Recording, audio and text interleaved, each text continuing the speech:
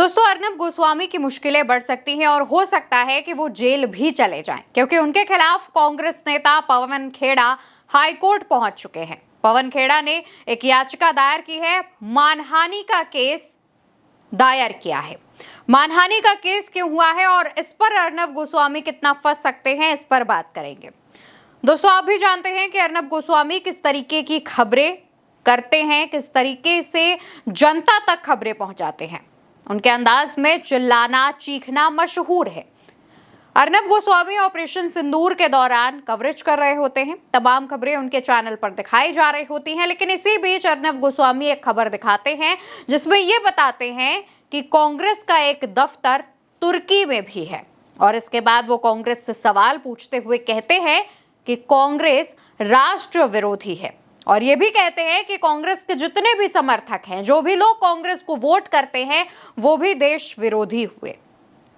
इस बात पर तब भी अर्नब गोस्वामी की बात पर आपत्ति जताई गई थी, तब भी एक्शन लेने की बात कही गई थी, और इस बार एक्शन ले लिया गया है।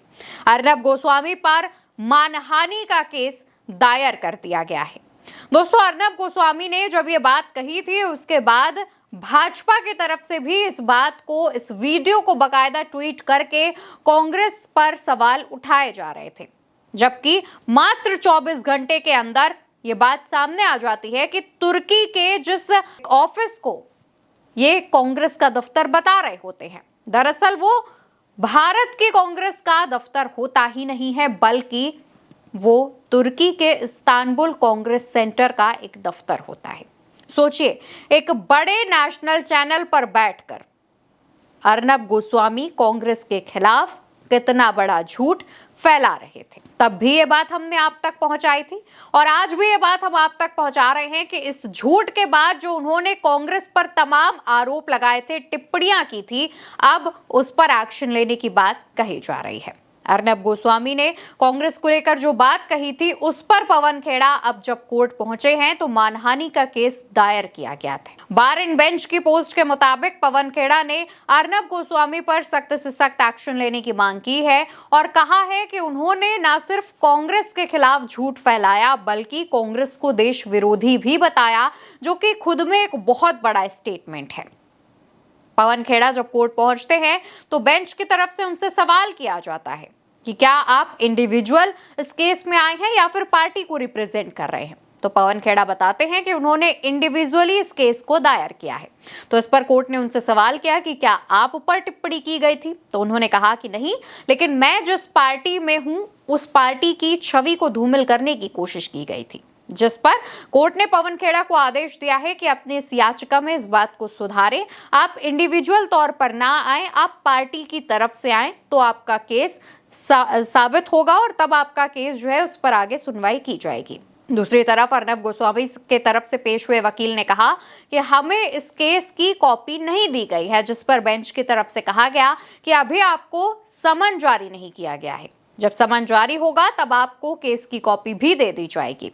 इसके बाद पवन खेड़ा को वापस लौटाया गया है। पवन खेड़ा के साथ जो वकील मौजूद थे, वो अब अपनी इस याचिका में तमाम संशोधन करके दोबारा से उस याचिका को कोर्ट के सामने, बेंच के सामने लेकर जाएंगे, जिसके बाद इस मामले की सुनवाई हो सकती है।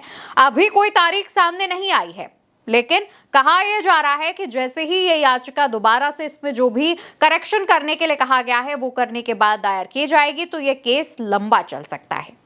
और दोस्तों, ये कोई पहला मामला नहीं है जब अर्नब गोस्वामी के खिलाफ केस दायर किए गए हों। अर्नब गोस्वामी का विवादों से पुराना नाता रहा है।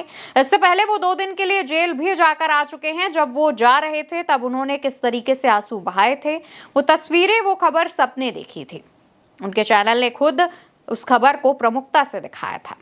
लेकिन अर्नब गोस्वामी पर जनता का जो भरोसा है वो दिन पर दिन कम होता जा रहा है।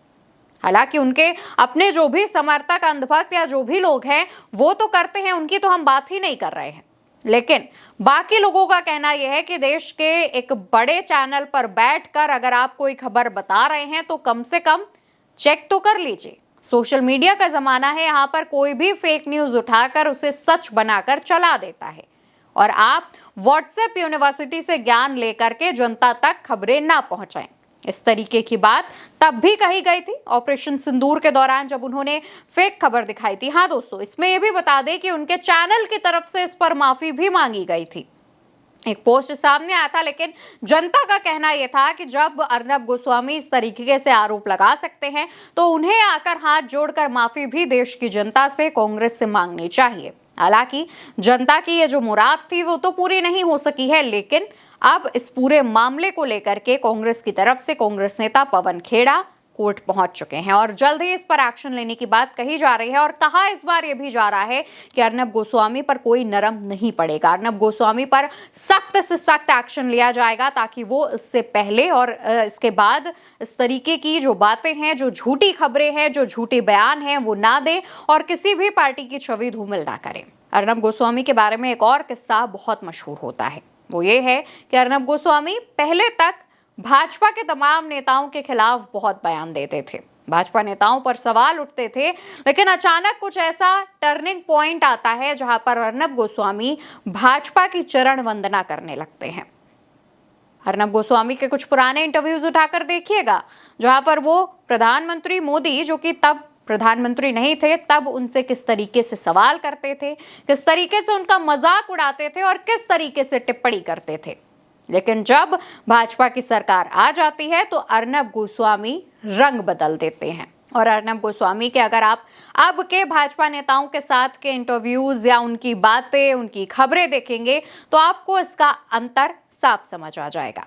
फिलहाल गोदी मीडिया में अर्नब गोस्वामी बहुत फेमस हैं और इसी को लेकर के उन पर तमाम आरोप लगते हैं कि वो विपक्ष के खिलाफ गलत नैरेटिव सेट करने के लिए तमाम खबरें चलाते हैं और इसके लिए अपने चैनल का भरपूर इस्तेमाल करते हैं। तमाम लोगों ने उनके चैनल को बीच में बॉयकॉट करने का ट्रेंड भी चलाया था और इसके अलावा अर्नब गोस्वामी पर भी तमाम जो बातें हैं वो सामने आती रहती हैं। इस बार जब अर्नब गोस्वामी पर एक्शन लेने की बात कही जा रही है तब तमाम लोग कांग्रेस के साथ खड़े नजर आ रहे हैं। सभी का कहना है कि देश की जनता को, देश की युवा जनरेशन को जो गुमराह करने की कोशिश की जा रही है वो रोकी जानी चाहिए। अर्नब गोस्वामी पर आप क्या कहना चाहते हैं, कमेंट में बताना बिल्कुल मत भूलिएगा और उल्टा चश्मा यूसी को याद से सब्सक्राइब करिएगा। नमस्कार।